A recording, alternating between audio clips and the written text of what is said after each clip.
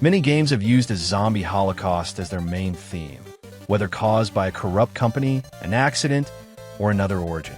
But to be honest, when facing them while exploring the scenario, there weren't really as many undead on screen as one might expect in reality. This is due to the console's capabilities and its limitations. However, one saga that polished this, meaning facing a huge group of zombies, was Dead Rising. With this game, simply exploring an area guarantees encountering thousands of them. And they aren't just background graphics or standing around doing nothing.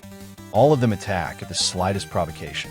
This brought great success to the saga, so much so that there's been continuity with several titles focusing on continuing these mechanics and its story.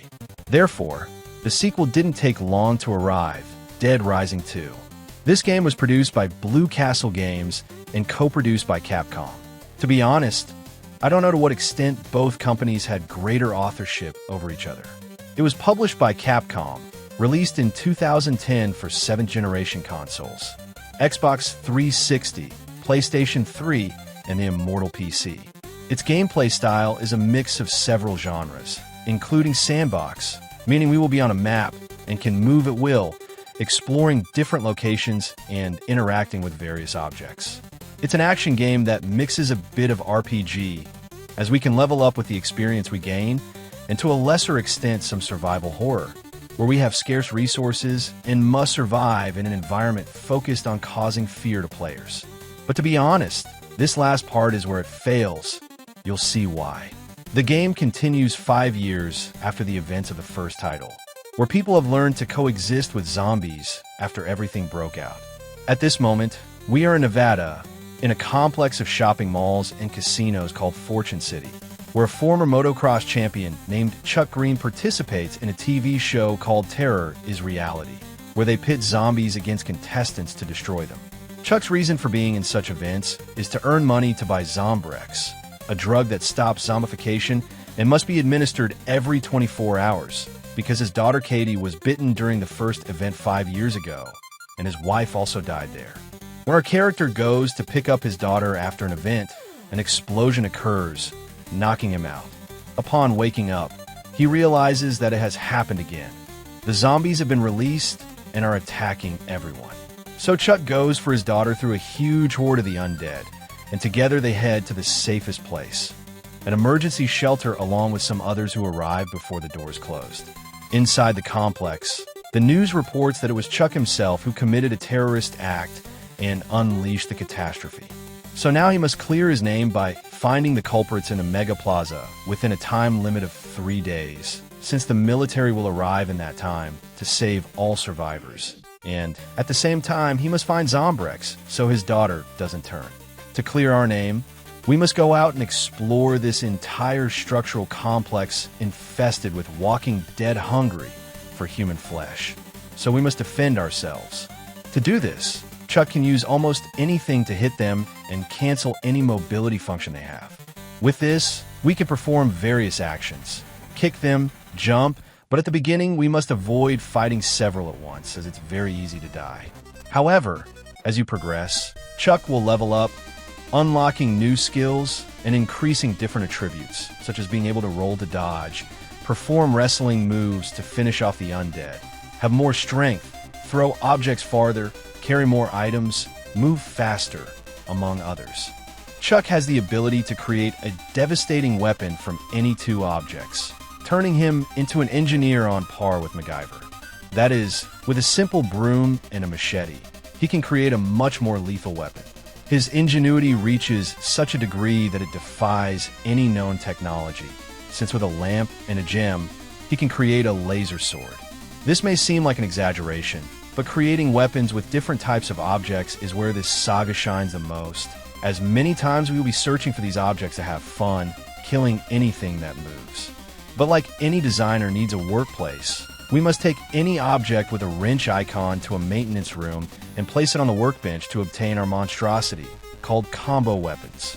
All objects have a durability that wears out with use, so we must have a good number of them in the little space we have and learn where they can be found to make the weapon you like best. We must not only fight against zombies. In fact, you could consider that a distraction, as it's necessary to complete missions. The main missions focus on developing the game's story, where we have to unravel the truth so Chuck can clear his name as a falsely accused terrorist. These must be completed because if you fail any, the game will end at that moment, and you'll have to load from the last save point. Meanwhile, we will be assigned side missions, many focused on saving some person who is trapped and at risk of death. We must reach the individual and fulfill their demands so they agree to go to the shelter with you, ranging from convincing them by talking to get them to see reason, to people who ask for money or some other requirement.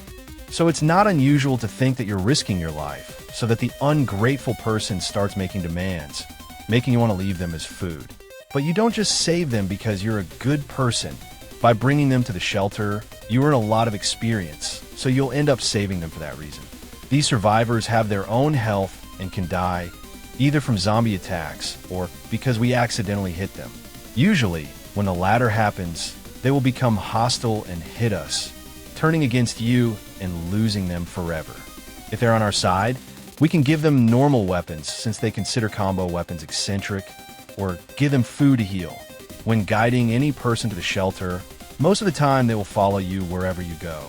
They will usually have an infinite weapon, but some complicate our lives because they're unable to walk, and we must help them get there by carrying them or letting them lean on us, which means we cannot defend ourselves with our weapons. Both types of missions are time-limited, and you might think you have time for everything, but the truth is that between preparing weapons, reaching the mission point while dodging and holding back the urge to hit the dead, time passes very quickly, and sometimes you'll have to prioritize which one to do. This is especially true on the first playthrough.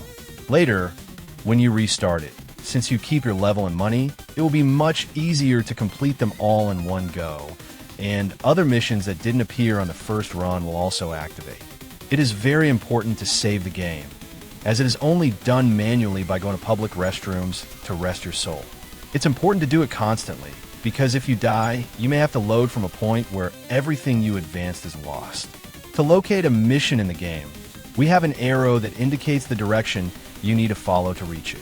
Most of the time it works well, although sometimes you'll take a longer detour if you follow it, or it will lead you to a dead end. So it's essential to familiarize yourself with the environment to know the best route. Besides the guide arrow on the game screen, we see as an interface in the upper left corner of your level and some squares representing Chuck's health. On the right side, the inventory we currently have. Below that, the number of zombies you've taken out of circulation, which is there as an indication to increase that number and waste time. When taking damage, the health bar decreases, and when it runs out, you die, forcing you to reload the game from the last saved state. We do not recover health automatically. For that, we must eat whatever we find. The best option is to consume normal food and drinks, but we can consume alcohol. This raises your health a few more points, but with the disadvantage that if you consume too much in very short intervals, Chuck will get drunk and vomit constantly, leaving him at the mercy of attacks. Additionally, you can consume green food that is spoiled. This heals your entire bar, but also causes the same effect as alcoholic drinks. We will level up by performing certain actions and killing enemies.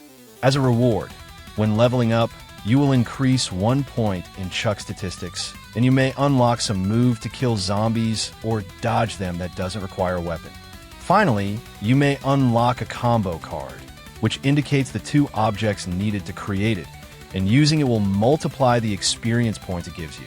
Having them or not does not prevent you from creating it if you experiment with objects. But if you don't have these cards, you simply won't get that multiplication bonus. While you need the specific objects to make them, these always appear in the same place, and when entering maintenance rooms, there will always be something you can make to get you out of trouble. In addition to this, we will find magazines that give passive improvements to our character, with the disadvantage that they take up an inventory slot. You can also combine drinks to make crazy waters that give temporary improvements. These can be made when we find a blender. And to not be a bad father, we can bring some items to Katie so we don't neglect our role as a parent. And as if that weren't enough, we can find people who need our help and are not indicated by any mission, meaning they could die without us even knowing they existed if we don't search well. We will find money lying around, obtain it by interacting with objects, especially slot machines, or by breaking ATMs and safes. This money is used to spend at looters' shops, where we can buy weapons, vehicle keys to use, or most importantly, Zombrex. If we can't find it anywhere, they can sell it to us. In the stores, we will find clothes with which we can dress our character and assign him a work uniform. On many occasions, this is merely aesthetic, but it will get you a few laughs, especially when the story takes a serious turn and Chuck appears disguised with a white mask and a trikini that only covers his private parts. It's something that will cause involuntary laughter. The enemies are basically zombies that are there, and as the story progresses, some become crazier or mutate. But really, most are zombies that react when you pass near them to bite you. It is said that there can be up to 7,000 of them in a single scenario, which is impressive. Their designs are varied, but it's common to find clones. Apart from the dead, we will fight some mercenaries who are there for story reasons, using firearms, and they don't last long when you hit them with combo weapons. The game also has its share of bosses. These are people who have lost their sanity due to the event or were already crazy and only took advantage of this to release their lowest impulses. They are called psychopaths and are usually about to kill someone. We must defeat them to save the captive. They are varied and have a background story, performing various attacks with different weapons. You must find a pattern to strike them. Once defeated, they die for different reasons. Many are side missions. The game has the ability to be played in cooperative mode, but only online. Additionally, you can enter TIR to compete with your friends or other people online to earn money that can be used in story mode. We can acquire 2 DLCs that complement the story. In one, we use Frank West, the protagonist of the first title. In another, which only came out for Xbox 360, we're told the story that Chuck suffered during the first outbreak. Additionally, you can acquire a remaster for the 2 next-generation consoles for which this title was released, i.e. PS4 and Xbox One, which include this downloadable content, so you won't have to spend more money when you buy it. It features texture improvements and is called Dead Rising 2, off the record. The game has a virtue that is also a double-edged sword. You have a time limit to finish it. This makes you prioritize missions and complete them within the required time, which does its role quite well by putting pressure on the player to manage their time appropriately. However, it's also very easy to get distracted by everything the game offers, and especially to waste time creating objects and finishing off zombies in different ways. So, by imposing a time limit, it doesn't allow you to fully enjoy everything the game offers. I would recommend it for how fun and addictive it can be to explore and wipe out the plague of the dead, to use any object as a weapon, to dress up Chuck, which can be entertaining, and above all, being able to combine them to create more powerful weapons is a hallmark of this saga that makes it shine widely. Each one has its unique way of use, and can be so addictive that many times you'll just be walking around to see what you can do and how to kill an immense number of zombies. I would not recommend it to people looking for a scary game. This is the least the game will produce, because with the weapons and dressing up Chuck, it creates a scenario more for comedy than for fright. Even when the story focuses on something disturbing, the story clashes with itself. For a while, it tends to feel very serious, but this easily collapses due to how funny the title can be. Chuck's personality is a bit strange. I personally sometimes feel he's like a robot. Imagine that he's like a Terminator who went to kill zombies. But then he makes some jokes that, although occasionally make you laugh, the serious tone of his personality doesn't match the game. The adult tone and jokes of a sexual nature or scenes involving fetishism may be seen by some as in bad taste, rather than as a joke. And especially for people who want to take their time to explore the title, it doesn't allow you to do so, especially at the beginning. It's very difficult to roam freely, and it's common to be cutting it close to the last second to activate a mission. But apart from these details, it's a game that will make you have fun. It's like an 80s or 90s action movie. If you watch it for the plot or take it seriously, you'll end up angry with a raised eyebrow. But if you see it as a joke, believe me, you'll enjoy it, and a lot. Many people didn't want this game because of Chuck, but to be honest, those are minor details. A great title that allows you to wipe out mountains of zombies, as long as time permits. That is Dead Rising 2. I hope you liked the video. If so, give it a like. If you know someone who might like it, share on your social networks. Don't forget to subscribe if you like the channel. If you have any questions, suggestions, or just want to comment something, feel free to do so in the comment box. Also, if you're a big fan of this channel, activate the notification bell to be among the first to see the videos. Thank you very much for watching this video. See you later. Bye.